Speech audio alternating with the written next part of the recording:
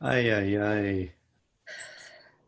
You know, I was thinking about the phases, the first phase of the pandemic was, oh, this is different. This is kind of interesting. Okay, adjustment and like, living differently. And then there was the, I think it's getting better phase after a couple of months, right? And now it's like, oh shit, it's not getting better, it's getting worse, and this is never going to end phase. So uh, it's bad, man. It's really bad. Uh, I mean, you know, it is going to end. It may end with the human race being wiped off the planet, which all the other species would really be happy about. But no, no, I will survive. But boy, you know, I'm just, aware of how it's affecting me, and I just assume I think of myself as a test case, a human test case, and I realized like I was looking at one breath at a time and thinking about why I wrote it the way I did, and it is because I kind of am sort of putting myself out there as just a like a test case of addiction and but but I figure if I'm going crazy, that a lot of other people must be going crazy. I just, I don't think of myself as unique. And but I do think I'm, you know, my mother told me that I was very sensitive, and I think she was right. Uh, that I tend towards depression, and that's been a big part of my recovery is recovering from that. But I talk about this because I just think it's really important for us all to give ourselves a break and to be really kind to ourselves and also patient with the difficult moments that come and just kind of keep working to get through them and make for some good moments. Certainly, I'm experiencing plenty of good moments. Like shooting 78 on the golf course. But I know whatever makes you happy, as long as it doesn't harm anybody. I didn't hit anybody with the golf ball, so it's non-harming activity. Uh, so, all right, let's sit for a little while. I see. Well, I'm going to look at the chat because uh, in the words of Chuck C, I'm a sensitive alcoholic. Thanks, Chase. Okay. I don't remember that line, but that's good. It's kind of redundant, right? Being a sensitive alcoholic. Alcoholic. No wonder. All right, let's sit for a little while and try to have some pleasant moments, or well, I don't want to. I don't want to even say that your meditation should be pleasant, but it doesn't hurt to gently incline the mind towards pleasantness.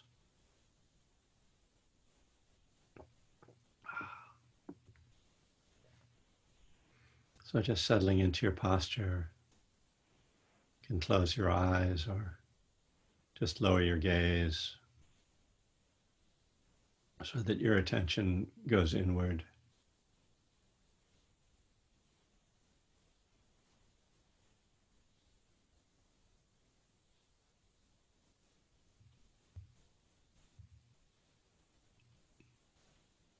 Letting the body soften.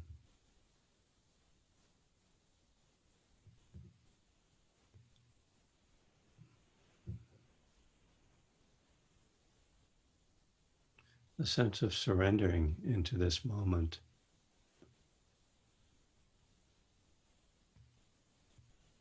It just is as it is.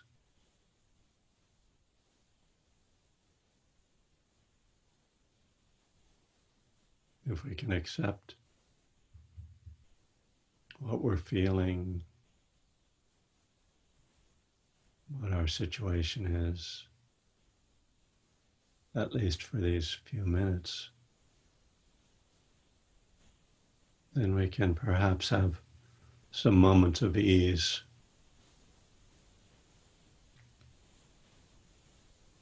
Nothing to accomplish or to fix.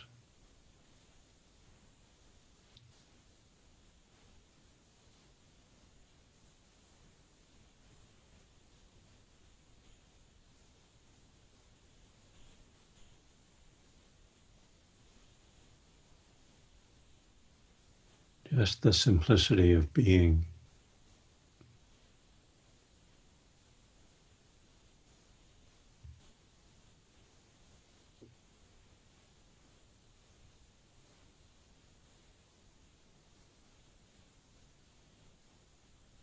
Letting your attention connect with the breath.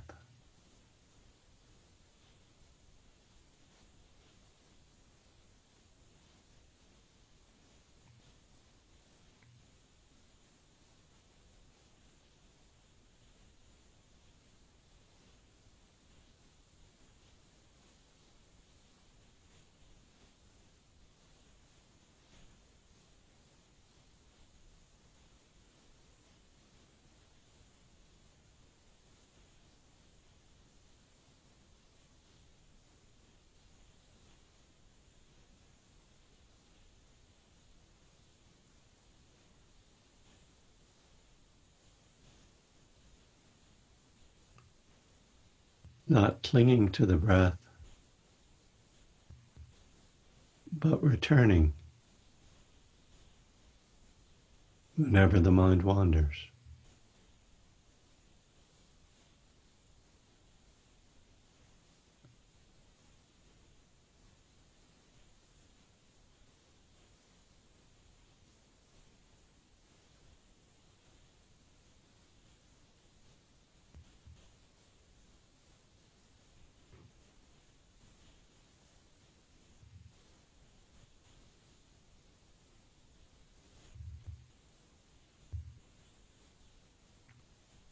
In a sense, our practice is just to feel life, to feel what it feels like to be alive in the simplest terms, through the senses, through the mind, through the felt experience.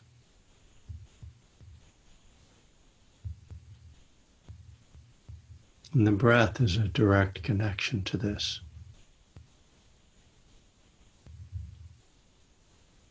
It's the essence of the continuation of life.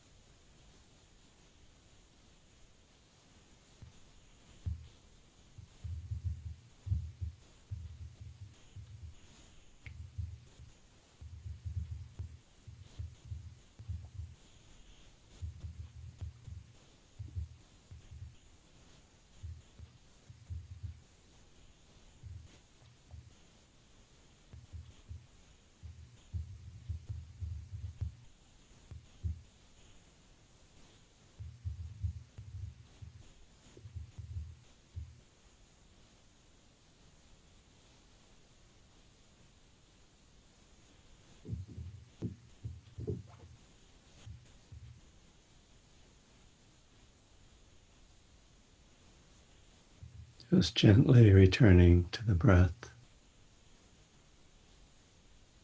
when the mind wanders, returning to the felt experience of life, breathing in, breathing out.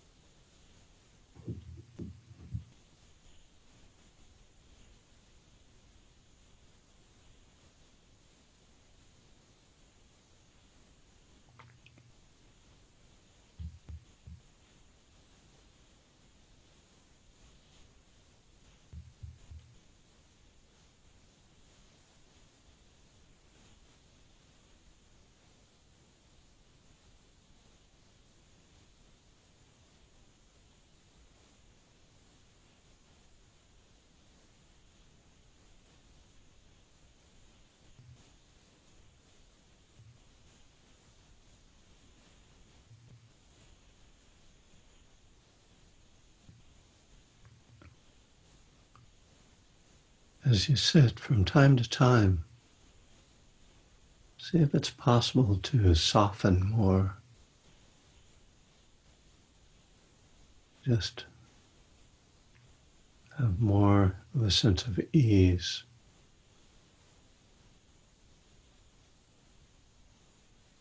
This is a subtle kind of effort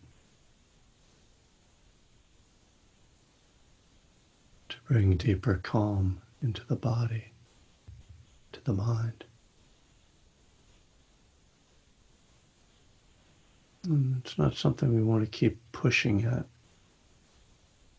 but just occasionally notice if there's kind of a possibility, a space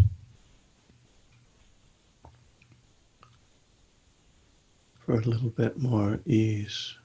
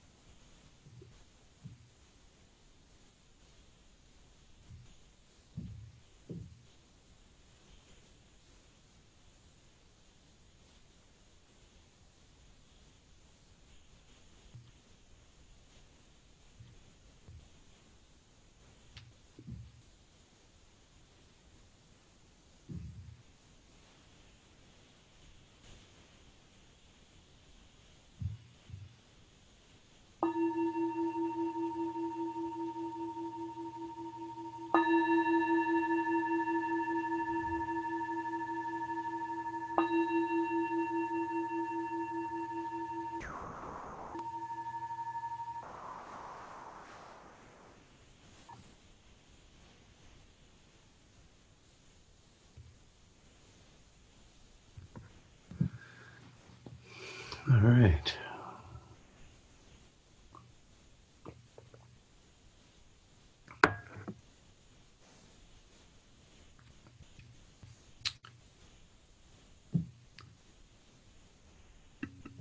Just I'm gonna glance around and see who's here. Nice to see everybody. Hi, Joni. Yeah. Um, I realized that I actually skipped over a section of One Breath at a Time. I'm not sure why I did that, but we're still in step 3. I'm on page 70, section called Totally Under Control. And I was looking this over, and I'll say, reading this reminds me of, in fact, that when I'm writing something, particularly something like this section, which has got personal stories in it, uh, I think of it as a kind of a private communication, between me and the reader. So it feels a little strange sometimes to read it to people and to speak it in public. But as I've talked about probably many times, I felt that for this book to be useful to people, I had to be willing to tell parts of my own story. And as I was saying before, the sort of idea of I'm just another alcoholic, like a test case of an alcoholic. And yeah, it's a funny section too because it's sort of about powerlessness, but I'm actually going to I may read the whole section because I think it's the message in it for me is a interesting one.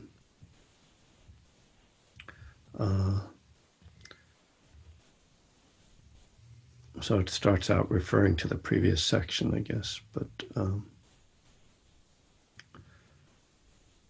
that it says, before any of this happened, before step 3, before sobriety, before Buddhism, my attempts at growth lacked something essential, a true surrender.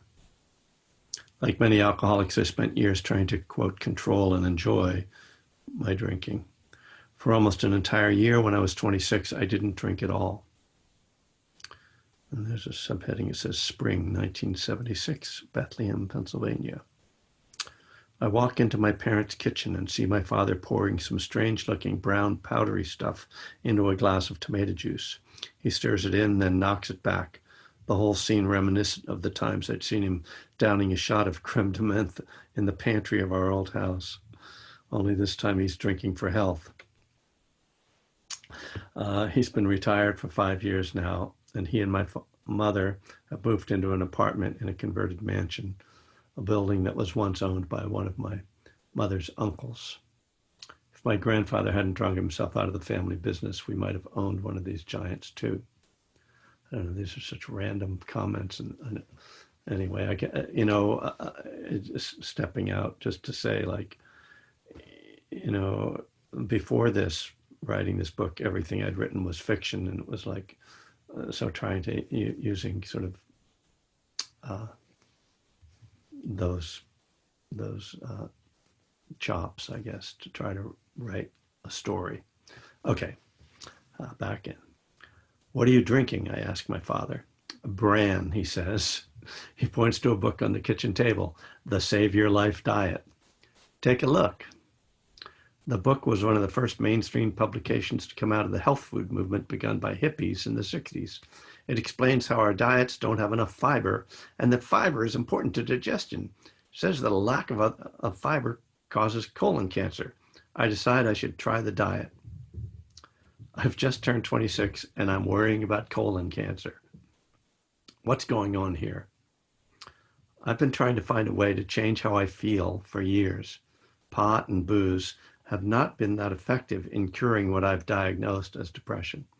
So maybe diet will do it. That week, during a brief stay with my parents between gigs, I start washing down bran with my father. I like the results. I continue reading the book, and near the end, it says, quote, as with any healthy diet, no alcohol should be consumed. Huh? Who says alcohol shouldn't be part of a healthy diet? Oh, well, if that's what the man says, I better do it. There and then I decide to stop drinking. No big deal. I can control my drinking. I've been doing it for years. Well, sort of controlling it. I mean, most of the time I don't get drunk, just occasionally. There's nothing wrong with getting drunk once in a while, right? When I stop drinking, I feel as if I'm confirming once more that I'm not an alcoholic. See, I can quit anytime I want. Of course, I continue to smoke pot every day, but that's an herb. What happens over those months that I'm not drinking? Well, a lot. I start jogging every day, my first adult exercise routine. One day when my band is playing in a Ramada Inn in North Carolina during the bicentennial celebration, I take a book on meditation by Alan Watts to the red dirt track I've been running every morning. After my run, I open the side doors of my van and sit. I read the instructions and close my eyes. Nothing happens. Oh well, I guess I can't meditate. Meanwhile, my struggles with my girlfriend, the lead singer and co-leader of the band, go on. She's still drinking, which gives me something to be self-righteous about. One night, she locks me out of our apartment. I put my foot through the door. The band's not doing so well either. We get fired from a hotel gig in Mount Kisco, New York, and I smash up our room. The agent sends me the bill. There's a name for this kind of behavior. Dry drunk. I'm not drinking, but the underlying causes of my problems are still there. Eventually, the band breaks up. I break up with my girlfriend, and in January of 1979, I move back in with my parents while I record a demo tape to take to New York. One night, I go out to a bar to see a local band. It's uncomfortable standing there with my hands empty. I'm used to being on stage, not in the audience. I'm thirsty, and I barely remember why I stopped drinking. I order a tall Rolling Rock. When I drink it, I feel as if I've been poisoned. The alcohol feels awful in my system, alien and toxic. I know what the cure for that feeling is. I order another one. I start to relax, leaning back against the wall. When the band takes a break, I introduce myself. Soon I'm sitting with the women who came with the band. Everything is normal in my life. Nothing really happens that night. No doom descends, no arrests or crises. But I've opened the door again, and it won't be closed for another 9 years. So ends my experiment with sobriety. Why didn't things work out when I stopped drinking? Why was my behavior just as bad, if not worse, during that time? Why was I able to go back so easily to drinking? The answer, at least part of it, is that I was trying to stop drinking on my own. I was acting purely on my own self-will, not turning the process over to a higher power or seeking any support or help. Excuse me. I had a vague desire to get more healthy, with some idea that happiness or less depression would result. Nothing had really changed, and I didn't see any particular benefit to not drinking. The Big Book tells lots of similar stories. It was soon after that, after I started drinking again, that I became a vegetarian, once again thinking I could fix myself through some external means. Fiber diets, vegetarianism, jogging, even quitting drinking altogether without a spiritual program, or simply end runs, attempts to solve problems without the real surrender required. I hadn't, quote, made a decision, unquote, either to turn my life over or in fact to truly change. I was hoping I could tweak a few things without giving up control. I hadn't recognized or acknowledged either that I was an alcoholic or that I couldn't control my own drinking. I hadn't recognized my powerlessness, my insanity, or my need to get help from something greater than my own stubborn will. That was pretty good. I mean, I don't know, maybe I'm just in the mood, but there's plenty of times when I read from this book and I think, what the hell was I thinking? But I like the way that came together at the end to kind of like basically list the first three steps, you know, and to kind of make this point that, you know, that kind of connecting them all. So, you know, really when I first was looking at this a few days ago, I was thinking, what, why is this about not having control? Isn't that the first step? And so it was like when I went over it again that I realized that it was sort of talking about that whole process.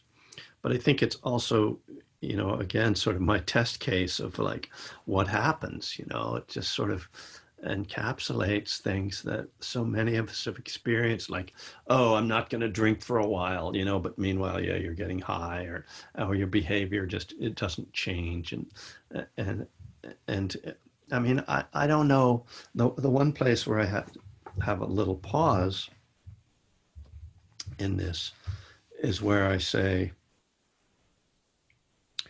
I was acting purely on my own self-will, not turning the process over to a higher power. It's, you know, I just, you know, what that means now, as opposed to maybe what it meant even when I wrote that, is maybe somewhat different. It's such a,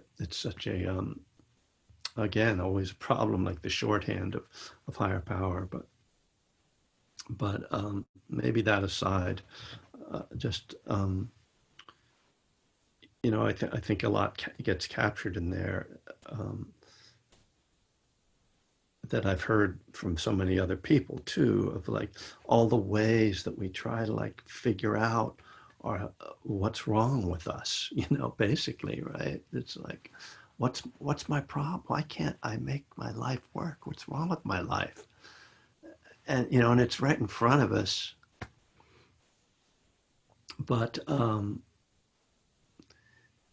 it, you know, I guess because we think of, you know, drinking and drugs and, you know, whatever our intoxication is as the solution, it's hard to flip and think of it as the problem.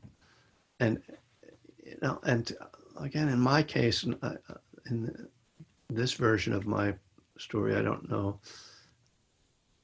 I don't want to apply it to everyone, but I definitely found the thing that I feel I got from recovery was learning how to live. So learning how to deal with depression, learning how to be a worker among workers, learning how to be in a relationship. And none of that looks like it's directly connected to drugs and alcohol. And so that's one of the reasons that like I was able to kind of be in denial about, well, that's not the real problem. It's all these other things. But as I've taken to saying, and this is one of the things I say to people in treatment centers when they don't want to say, I don't want to say I'm an alcoholic, is when I was drinking and using, I had problems and I couldn't solve them. I couldn't manage them. When I stopped drinking and using, I still had problems, but I was able to manage them. I'm able to live with them and handle them. And so again, that points to the fact that my problem, my problems aren't just drugs and alcohol. It's just that they get in the way of any kind of solution. And so that I think that's a good message. You know, if you are, I'm sure many of you are, like working with people and talking to people who are struggling with that idea of not wanting to admit they're an alcoholic, that you take it off that focus. Okay, that's not really the issue here, whether how you're identified or what you think is the problem. It's your ability to manage your life. And of course, that's the second part of step one, that our lives had become unmanageable. And it's funny, I don't think I wrote about that part of step one in this book or really any other book. I never have identified with it that much. I just kind of don't look at it that much. And I've heard other people kind of focus on it more, but I really see that what I'm talking about now is very much connected to that. So I think that's the first time I've read significantly from the book in a while. I've been sort of um, avoiding it somewhat, maybe partly because of the sections that we were in and whatever. I don't know. As I said, I'm not always that thrilled about reading aloud. And, and it is strange to, think about my father and talk about him. And he's been dead since 1986. And, and all the images that come to mind, of course, I can see that apartment and that my hometown and all that. It's a lot of stuff comes up. So don't always want to go there. I think that's all I have to give this morning. I'd love to hear from other folks, any comments or questions or your own reflections. Really enjoyed last week hearing people just sharing. So anything anybody wants to jump in and say, happy to hear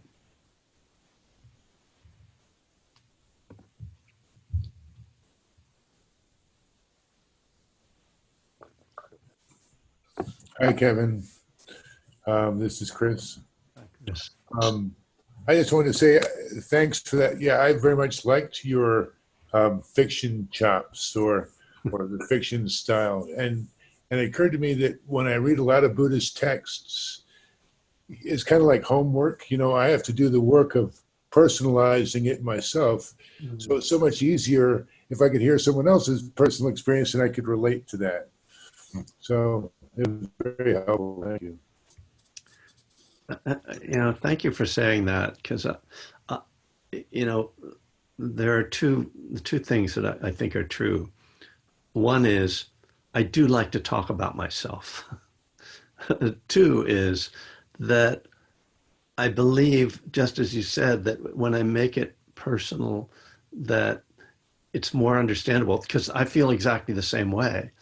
Exactly that homework. Like I have a lot of books that I really ought to get into that one, and the ones that I enjoy the most are a lot of times are the Dharma books where the teachers tell stories of their own experience. So, and that's what we do in the program anyway. I mean, that's our whole spiritual connection with each other, is hearing stories, and the 12-step world is a narrative world. And as we know, humans are story-making animals.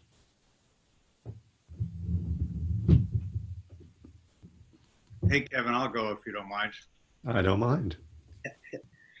I wanted to thank you for the Boat Save America lead. Uh-huh. I won't get into it, but maybe surprisingly, nearly everybody I've talked to, including my neighbor, join me, and I'm finding it a great outlet for my inner tension, and a great way to express my enthusiasm in a good way. So I wanted to thank you for that lead. Oh, good. We were talking to my daughter the other day, and she's in Pennsylvania now, and she's finding what's really difficult. What she needs people to do, what she's trying to recruit volunteers to do, is cold call people, and nobody wants to do that. Everybody wants to be like, well, could you tell Joe Biden that he should say this? Like everybody wants to be like a speechwriter for the campaign, right? And it turns out, so first of all, of course, that just doesn't make any sense. But we're all overeducated, and we all are pundits, and so. But she's saying that in Pennsylvania, the difference between Trump and Hillary Clinton was 7 votes per precinct. So if you can turn 7 votes per precinct in Pennsylvania, you win the state. And that means, you make 100 calls and maybe you talk to 7 people, right? It's like, and maybe that's the difference between in that precinct, and because it's really around the margins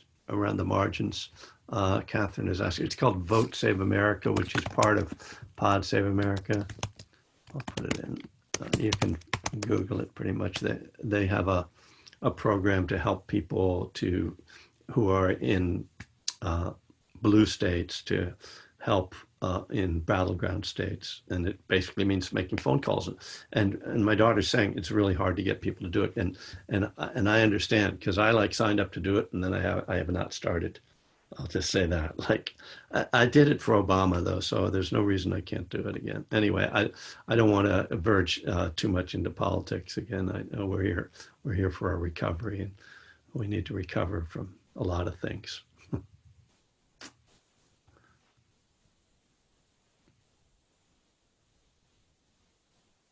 Kevin, it's Angela. Hey, hi. Hi. Thank you. Yeah, I also really enjoyed the reading today, and just getting to visualize. But I appreciate I was like, if I had to write down my stories and put them in a book, that's very vulnerable. So, but it's appreciated. And I was just thinking about the unmanageability piece, and how I feel I'm pretty far from, especially a drink, but drugs also are pretty far behind, in the past. But I still feel the unmanageability of my overthinking, and I know I've shared with you about that stuff, but it's just I don't know. And so I guess I've been thinking about that, and how that maybe ties with acceptance too, and I don't know, just maybe how to use these tools more. I'm looking forward to continuing to get through the 12, the workbook, just because I feel like I'm still struggling so much with that. But I guess how that applies, not only to drugs and alcohol, but just to these ways of being that are still just really, create so much pain and keep me from moving forward. And I've been having some discussions in meetings just about, this is me, however, however I'm being, but then how do I move through that? So that's all that came up for me today that I wanted to offer. But thank you so much for, Yeah, thank you. The first thing that comes to mind is I think it takes longer to change than we want it to, and particularly when we have conditions of, decades long difficulties like depression and anxiety that at least for me, it took a really long time before I got to a point where it seemed like it was manageable. And so you are moving forward, is what it's just that you don't detect the movement, until you can look back over a period of time and see, oh, right, I really, I used to have this, or I was doing that. And then, so there's that part of it, I think, is just to look at the time span and sort of appreciate the small steps. But in terms of the process, I think the framework of Dharma teachings that makes sense to me is first of all, the combination of mindfulness and acceptance of this is what's happening right now, this is what I'm feeling, and then the cutting off the sort of rumination there, the judgment, even the fight, or even the feeling that you need to fix it, but just trying to sit with, allow it, and but the thing that can help you to hold it without doing anything, without trying to fix it, is remembering that all mind states and emotional states are impermanent. And if you move through your day and you engage in your life, that that will pass. If just go down the rabbit hole, if you immerse yourself in it and ruminate in it, and don't do anything healthy and constructive, that'll perpetuate it. It'll last longer. But seeing that impermanence part is one of the things that helps you then to not fight it when it happens. It helps you to accept it's like, oh, this is unpleasant, but probably by this afternoon I'll be in a different mood, kind of thing. Just in very practical terms, I'll just think, oh, well, what am I doing today? Oh, well, I'm going to go for a walk, or I'm going to call a friend, or I'm going to work on this project. And it's like, if I do that, then I check back in later on. I'm like, oh, I'm not feeling how I was feeling before. And noticing, waves, and there are daily waves, there are monthly waves, I mentioned this, I think, the other day about how, I realized like mornings are harder for me than I like to stay up late. I'll lie in bed and like do crossword puzzles or read books, like stuff. It's like 1 o'clock in the morning. It's like my wife's been asleep for 2 hours, but like that's just because like that's my daily, energy. And so then I wake up in the morning, I'm like, ah, shit, like life sucks, and it's like, okay, I guess that's just, how it feels. And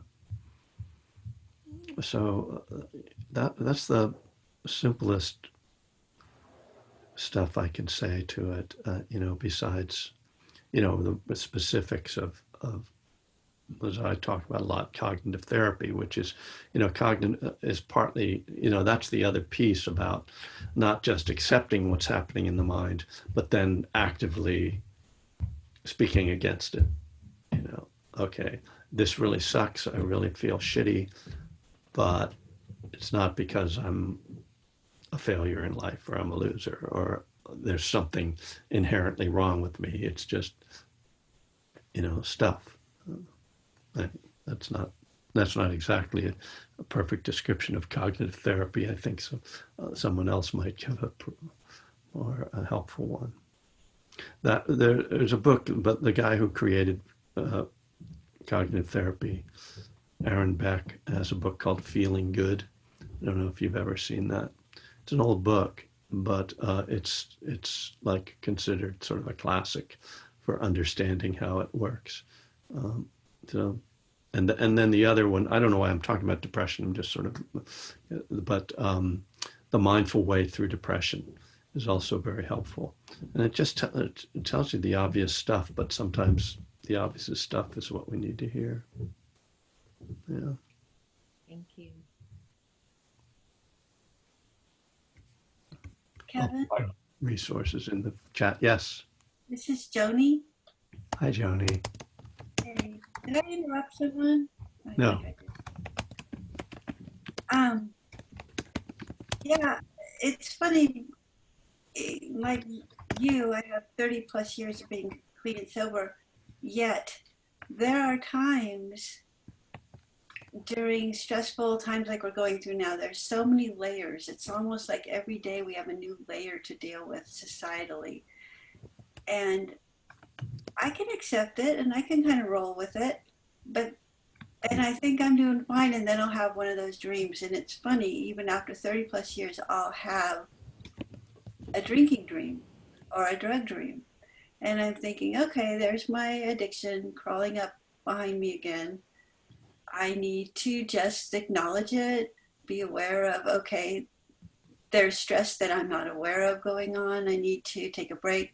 So today I'm taking a break from all my construction work to just sit by the pool and enjoy it. But it is funny, and I don't want to have anybody think that, once we get to a certain point of sobriety, that we're all good, that nothing ever happens. But it's like, please know that it's always there and that we need to kind of be aware of it, to be on top of it, because it's a really sneaky thing. And I laughed this morning when I woke up from this from this dream, Mm. thinking, wow, that's an amazing thing that still happens. So I just wanted to mention that stress is sometimes something we're not conscious of, but we're exposed to so much of it recently that it might be affecting us more than we realize. I am with you. Thank you, Joni. That's, yeah, exactly right.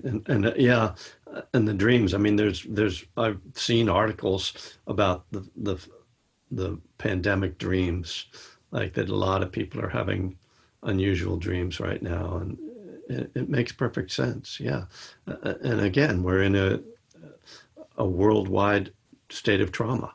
You know, that's the way it is, and our country is in even more trauma.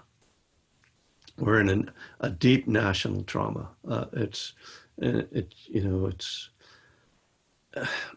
I was listening to an interview with Ta-Nehisi Coates. Did I mention this? I don't know where I might have been on another Zoom call. I mentioned this, but and he's a beautiful writer and brilliant sort of commentator on, particularly on racism. And he was being interviewed by Ezra Klein from Vox, not Fox, Vox. And Ezra Klein's first question was just, what's your reaction right now? What's your first reaction to what's going on right now? And Ta-Nehisi Coates said, well, it might surprise you. It kind of surprises me, but my reaction is hope. And he went on talking about how he felt that this was a real turning point in our, and that he has a lot of hope, and I certainly have that too. That I don't know if you saw Van Jones had just a very short video where he's just speaking into the camera and saying, this is different. He said, a black man was murdered and white people care. And he said it again, a black person was murdered and white people care. And he started crying, and seeing that, yeah. So trauma, I guess, is part of transformation, right? If you've ever been on a meditation retreat and had like big breakthroughs, like it also often comes with a lot of disruption and internal struggle, and even after a really breakthrough retreat, there can be this disorientation going back into the world, and there can be a sense of being so open and vulnerable, and it feels like there's a lot of that around right now, that we're very open and vulnerable and being touched. I mean, they talk about, doing diversity work is really uncomfortable, and boy, they are not kidding about that. It is uncomfortable. But I mean, as a bunch of people in recovery, we know something about that, right? Whether it was your first 30 days, your first year, or your first 10 years, or your first 35 years, we've all been through tremendous transformation that's come at a price, or that we had to pay a price. It was difficult, but we learned that real growth requires us to go through those fires, and that there's something on the other side, and it does bring to mind the idea of recovery, that you can't even imagine the what your life can be if you really live a life of recovery for long enough. The miracles and the people say, to the newcomer, about you know, your greatest dreams of your future are you're shortchanging yourself. Um, so it kind of feels like that, and you know, God willing, you know, what we're going through here. Let us, you know, pray that that's what's happening here in the world and in our country. So, um, so thanks everybody for showing up. I mentioned that Walt Opie is going to cover the class on Friday night because I'm going to be on a little trip, vacation with my wife, and I'm not sure how that's going to work technically because I need to make him a host, which means I might have to come on and let him in. But so we'll figure that out. And Angela, maybe I'm thinking I'll come on like at 6:30 or something. Although I'm going to be in Mountain Time in Boise, so it's going to be complicated. If I don't show up, just go on without me and it won't get recorded. That's about the worst that can happen, right? You guys can still get on here. I will mention that on Sunday, I'm going to be on the Buddhist Recovery Network's, what they call the BRN Academy. That's at noon. No, wait, no, it's 1 p.m. Pacific time. It's on the Buddhist Recovery Network website. It's on their front page. Yes, it will be the same Zoom address on Friday. You'll just go in and I just won't be there. That's the weird thing about Zoom. Like you can all go on you can be on my Zoom page anytime. You just can't control it in the way that, so is that okay? Any concerns, any questions? Thank you for posting the Donna information there, Angela. I did put up all the latest YouTube posts and yeah, my Facebook page, Buddhism and Recovery, is a little more active now. They're registering people for the Southern Dharma retreat too. I think I've got that on the front page of my website. If you're interested in doing an at-home retreat the first week of September. Kevin, I have Yeah. a question about that. Yeah. Because it's in the South, obviously the time is going to be different. Yes, indeed. What time do you think it's going to be starting? In the Well, morning? we're going to work. It's going to run on the East Coast time, so it's going to be like 3:30 or something in the morning. It'll start, but I'm not going to be on at 3:30 in the morning. So some of the staff at Southern Dharma will just. It's basically the first sit will just be a silent sit, and then it'll be breakfast time for 2 hours, and then I am coming on. I think at about 7:30 in the morning. Oh, okay. All Yeah. right. Yeah. That's doable. Yeah. Yeah. So it'll cut for me. It's going to run like 7:30 until about 6 in the evening. Whereas at like East Coast, it'll be whatever that is. That sounds great. Yeah. Okay. I'm there. Okay. Well, you got to sign up.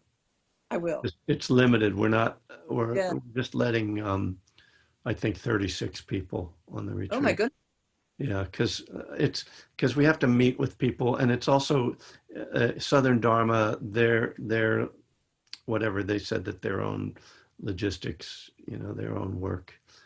It's quite a bit of work for them. So, all right. Well, thank you everybody for coming. Have a safe week. Celebrating what Buddhists call Interdependence Day on Saturday. And I'll see you, if I don't see you on Sunday, I'll see you next Tuesday morning. Thank you. Blessings. Thanks, Kevin. Thanks, Kevin. Thank you. Okay. Thank you. Thank you.